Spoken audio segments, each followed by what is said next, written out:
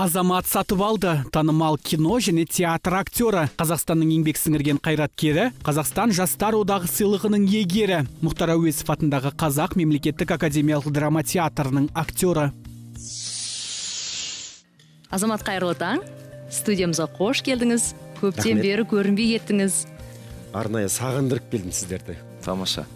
Азамат Сатыбалдының таны қалай басталады? Азамат Сатыбалды таңертең жалпы теледидар қарай ма? Мен кешірім сұраймын енді. Мен таң азанмен, таң ертеңмен тұратын қазақтардың қатарына кірмеймін. Бірақ егер мүмкіндік болатын болса, көп ұшақпен ұшқаннан кейін таң ертең тұрғанда міндетті түрде жаңалықтарды, таңға бағдарламаларды көремін. Ал ұшпайтын күндері, жай күндері мен ұйықтаймын. Десе де бағдарламамызға жай келген жоқсыз, сүйіншіңізді сұрап келдіңіз. Жақсы жаңалығыңыз бар, енді өз аузыңыздан естейік.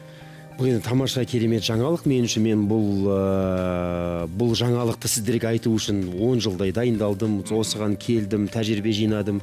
Былтыр соған бел шешіп бастап кеттім. Ол мен өзім жеке киностудиям, және де сол киностудиямның ең бірінші қарлығашы, ол «Бір сен үшін» деген мелодрама, үлкен толық метражды кино.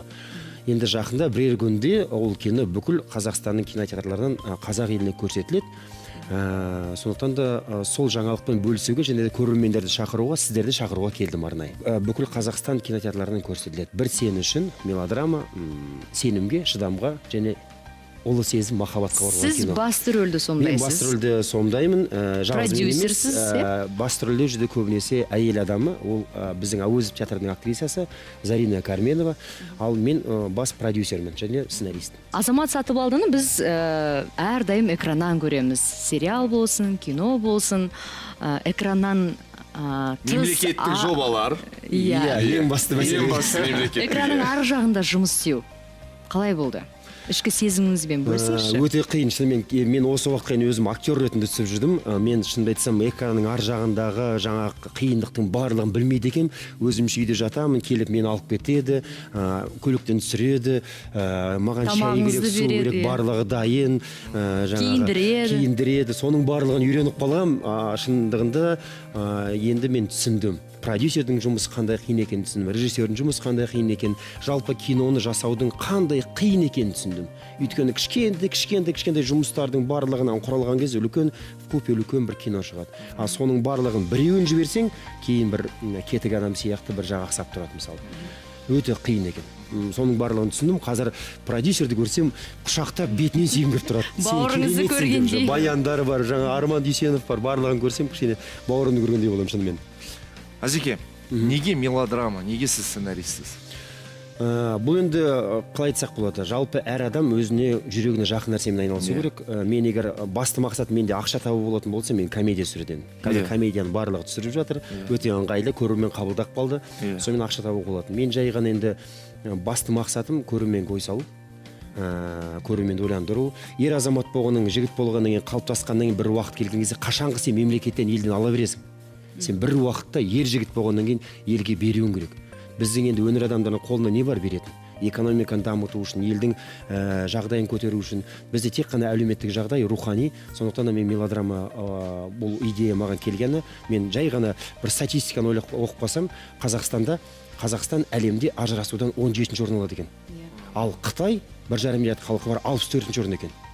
Неге деген сұрақ туды маған? Неге? Ар ойландым, бер ойландым, осы оймен бір 2 айдай жүрдім мен. Кейін ақырындап шешім келсем, бізде шыдам жоқ екен.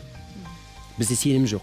Біз бүгін мысалы үйлендік, ертең бізде үй болу керек, оның арғыны жұмыс болу керек, оның арғыны бала болу керек, барлығы рететімен келе салу керек. Ал шыдап, күту, ертең бір жарық болуды деген шыдам жоқ, сенім жоқ, және де ортада соның барлығын біріктіретін махаббат жоқ. Және де осы 3 тағанға мен сценарийді құрдым. Және де отбасылық құндылығы бар, махаббатқа құралған фильм, мелодрама. Жалпы мен өзі басым комедияны көрмеймін. Комедия маған жанр ұнамайды. Содан кейін мүмкін білмегеннен кейін... Бірақ комедияда ойнадыңыз, талай. Комедияда ойнадым, 1-2 комедияда, бірақ енді... Яғни көңіліңізден шықпайды ғой комедия? Бір қатты бір сағынып, бір жақсы көріп бармаймын комедияға. Актер болғаннан кейін жанрды таңдамау керек, кез келген жанрда ойнай беру керек, бірақ өзіме жаныма жақын драма, мелодрама. фильм түсіріп қиналдым дедіңіз. Оңай жұмыс емес деп жатырсыз. Осымен тоқтайсыз ба әлде? Жоқ, тоқтамаймын. Болашақта жоспар бар. Жоқ, тоқтамаймын, өйткені келесі киноның қазір сценарий жазылып жатыр. Келесі киноның қазір жұмысы жүріп жатыр. Жанры қандай? Комедия. Жанры жоқ, комедия болмайды. Оны қазір жанрын әлі шешкен жоқпыз, өйткені метафизикалық драма ол. Өзімнің ойымда жүрген бір үлкен бір тақырып бар, соны көрерменге шығарамыз. Түбегейлі фильмге кетіп қалыпсыз ғой. Түбегейлі киноға кеткен жоқ. Мамыр айының ортасында жаңа спектакльдің премьерасы болады. Өзім жеке и кино, и театр екеуі де бірге ортақ мен үшін. Ол театр қай жерде? Біз әрине сахнасы қай жерде? Сахнасы Алматы қаласы Қуыршақ театрында.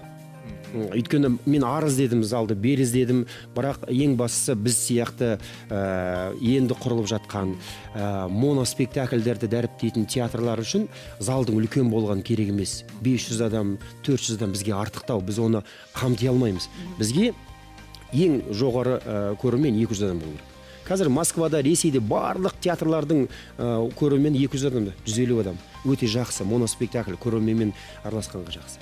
Соны қарай келе, Қуыршақ театры маған өте ұнады, тұрған жері ұнады, ғимарат ұнады, ескі ғимарат, сахнасы керемет, акустикасы керемет, 200 адамдық. Содан кейін сөйлесіп, келісіп, сол жерге табан тіредік. Ұжымыңызда қанша актер бар қазір? Біз қазір енді айта беруге болатын шығар, күйеуіңіз сатыңызшы Задорновты қойып жатырмыз, күлетін болдыңдар ғой. Комедия. Толымбек Әлімбекұлы аударған, өте тамаша аударды. Сондықтан да театрға ең бірінші сол комедия жанрын алдық. Күйеуіңізді сатыңызшы, осы мамыр айының ортасында премьерасы болады. Режиссер Айдын Сахаман, актер, кинорежиссер. Басты рөлді Тюз театрының актрисасы Жанар Мақашева, екінші актрисаны Ауыз театрының актрисасы Ажар Мағзұмқызы ойнайды. Ал жігітті мен ойнаймын. 3 адамға құралған өте бір отбасылық тамаша бір жеңіл комедия. Жақсы, өзің театр ашасың, өзің продакшн ашасың, өзің ойнайсың басты рөлде. Енді көңілің толмаса өзіңнің жеке театрыңда. Өзің бастықсың, өзің шешім қабылдай саласың. Мен өнер адам болғаннан кейін әрбір аттың бір жаралатын кезі болады, сен білесің ғой. Жаралатын кезі болады. Және сол ат жаралған кезде ат шабу керек бәйге.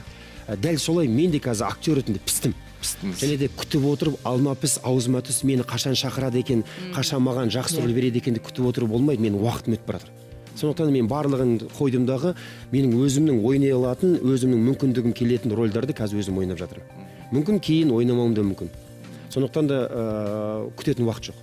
Азамат, өзіңіз байқаған шығарсыз, кино саласы бізде қазір жарқын дамып келе жатыр. Кинотеатрға барсаң бір көңілің көтеріліп шығады. Ал актерлерге қалай қарайсыз? Актерлер өте жеткілікті. Театр емес, кино актері. Да, әрине. Жалпы актерді, кино актер, театр актерді бөлуге болмайды. Өйткені актер это жалпы ұғым. Ал актер деген балшықтағы, қалыптағы балшық сияқты болмаса, судағы балық сияқты ол. Екеуін де бірге алып жүру керек. Сондықтан да актерлар бізде өте жақсы керемет. Қазір киномен бірге біздің актерлар дамып келеді. Соңғы киноларды қарасаңыздар, актерларда уже жасандылық жоқ. Шынайылық басым, өмірдегідей ойнайды. Сондықтан да ол кино дамыған сайын актерді өсе береді. Сын көбейген сайын жаңа сапада түзеледі. Мен өзім ұнайды. Мен енді осы кинодағы жасаған бір өзімнің бір қадамым, мен актерлармен бір ай алдын ала репетициясын. Дайындадыңыз. Актерлар площадкаға тексіз келу керек дедім. Актер алдын ала рөлді игеріп, материалда болу керек дедім. Сонымен біз алдын ала актерлармен келістік. Көп актер емес, мен киномда 7 актер. Сол 7 актерді алдын ала алдыртып, Қостанайдан, Астанадан, одан кейін осында біз 25 күнде бірге күнде репетиция жасадық. Актерлар площадкаға тексіз келді. Енді қаншалықты қолымнан келді, оны білмеймін, оны ертең өздеріңіз көресіздер экраннан қолымнан келді. Ал телевизиялық жоба жасайтын ой бар ма? Жоқ. Телевизияға қайтып келгіңіз келмейді ғой. Телевизиядан бір қош айтысып кеткен сияқты болдым, есікті жылы ғана жауып.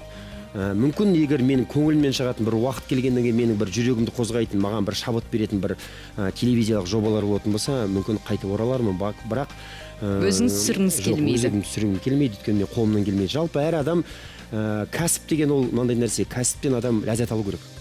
Жасап атқан жұмыстың ләззат алу керек. Сонда ғана саған сен ләззат алған кезде ол ләззат көрермендерге тарайды. Ал егер ол кәсіп саған ұнамаса, одан сен ләззат алмасаң, жай ғана жасайтын болсаң, ақшаның артынан жүгіріп көрерменге жетеді, ол полкада қалатын болады. Сондықтан да мен ойлаймын, әр адам өзінің сүйген кәсібімен айналысу керек. Азамат аға, енді өнер деген сөздің мән мағынасын түсіндіріп бере аласыз? Өнер деген ол әрине құдірет, және де өнерде өмір сүре білу керек. Ең бастысы сол. Менің өнерім, мен өмірімді өнеріме арнаймын. Өнер деген керемет деп оны өмірден бөлуге болмайды. Өнер мен өмір егіз ұғым. Ол екеуі бірге бір-бірімен қабысып кеткен. Мынау менің өмірім, мынау менің өнерім деп айта алмаймын. Мен үшін екеуі де бір. Өмір сүрем, Айгүл мен досым айтпақшы, өмірден өнер іздеймін, ал өнерден өнерге өмірді салуға тырысамын. Екеуі бір ұғым. Өнер адамның музасы болады. Сіздің музаңыз бар ма? Муза өнер адамына керек, ол музасыз өнер адамы ешқандай үлкен биіктерді бағындырамайды, өнерде өзінің орнын таба алмайды, және де үлкен тамаша рөлдер жасай алмайды. Музасыз өнер адамды елестетуге болмайды. Сондықтан да мен әрдайым ғашық болуға тырысамын. Оған отбасымда барлығы үйреніп қалған, оның барлығы біледі. Өнер болғаннан кейін солай. Ол енді табиғатыңа қарсы келе алмайсың, жалпы кәсібіңе қарсы келе алмайсың. Ғашық болу деген ол әрбір етектің артынан кетіп қалу емес. Содан бір өзіңе бір ләззат алып, содан бір өзіңе пайда келу. Сол арқылы шабыт шақырып, сол арқылы сол шабытыңды сахнаға төгу, көрерменге жеткізу. Азамат, театр бар, той бар, өзіңіздің бір тірліктеріңіз бар, бизнесіңіз бар. Бос уақыт жоқ сияқты. Десе де бос уақыт табылған кезде немен айналысқанды ұнатасыз? Елдер жақсы біледі, бос уақыт табылып жатса, бірден жылқыға барам. Мен атты жақсы көрем, жылқы малын жақсы көрем. Сол жылқыға мінем, жылқымен сырласам, жылқыға мінем, шабам. Сол кезде бір жақсылап бір энергетикасын алатын шығарсыз. Әрине, оның барып тоқымын иіскегеннің өзі бөлек қой. Жылқының иісіндей парфюм әлемде жоқ мен үшін. Жылқының үстіндегі тазалық, жылқының жалпы көзқарасы, жылқының үстіне мінген кезде сол жылқыдан тарайтын жаңа өзің айтқандай энергетика адамға шабыт береді. Мен содан нәр аламын, қуат аламын. Әрине отбасым арнаймын. Отбасы мен үшін бірінші орында. Ұлыңыз ер жетіп қалды. Жасы 12-де. 12-ге келді, Сұлтан. Футболист өзі, футболист. Мүмкіндігімше қасында болуға тырысамын. Былай өнерден хабары бар ма? Өнерден мүлде хабар жоқ. Мүлде хабар жоқ, өнерге қызықпайды, спортқа қызығады, және де ұялшақ, сөйлегеннен гөрі көбінесе әрекетке жақын тұрады. Бетін қайдармайсыз сол спорттан? Жоқ. Жалпы әрбір бала өзінің кәсібін табу керек, және ата-ананың ең басты мақсаты баланың бойындағы қырын анықтап білу. Өйткені бақыт деген бай болу емес, бақыт деген сүйген кәсібімен айналысу. Егер сен сол кәсіпті өзіңнен таба алсаң, сол кәсіп арқылы нәсібін тапсаң, ол ең бақытты адам деген сөз. Бізде көбінесе әке-шешеміз бізден сұрамайды, кім боласың деп. Ағаң жақсы болса болды, ағаң жолың берсін, бар сен бар сол жерге оқуға түс дейді. Ал шынымен де баладан сұрау керек, баладан қарау керек. Соны қырын ашу керек баланы. Тамаша.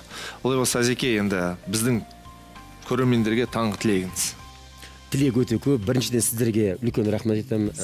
Мені шақырғандарыңызға, және де өздеріңізді арнайы премьераға шақырамын. Келіп көріңіздер. Және де барша қазақ елін бүгінгі таңдарыңыз арайлап атсын, күндеріңіз өте нәсіпті болсын, жұмыста табысты болыңыздар, және де барлықтарыңызды мен бір сен үшін деген фильмді көруге шақырамын. Өйткені бұл халықтың киносы, және де әрбір көрермен көрсе екен деген ойым бар, және де оны көру керек, көріп қана қоймай, содан ой түю керек.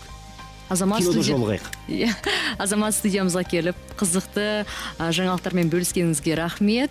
Біз шақырған жерден қалмаймыз, міндетті түрде барамыз, көріп өзіміздің бағамызды бере жатармыз. Көрерменнің алдында қол алайын, келесіз ғой? Міндетті түрде. Диана келеді, Елдарды келесіз ғой? Міндетті түрде. Рахмет.